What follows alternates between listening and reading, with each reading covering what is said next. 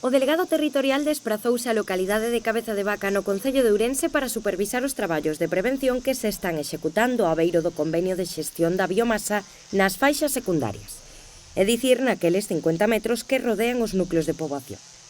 Hai un par de días tivemos unha reunión na delegación territorial para analizar, coordinar e seguir avanzando na loita contra o lume de situación 2.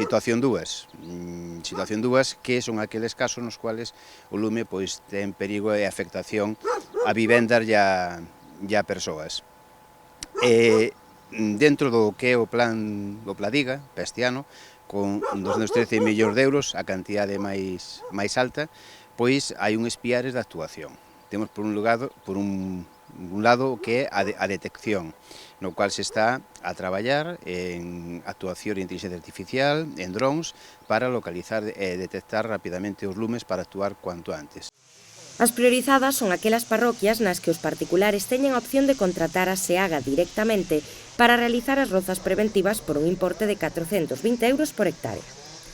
A maiores hai que lembrar que se continúa a ofrecer a posibilidade de que esta empresa pública realice execucións subsidiarias en ata 10 hectáreas por concello e ano, fora desas parroquias catalogadas como priorizadas, e a limpeza de 12 kilómetros de vías municipais.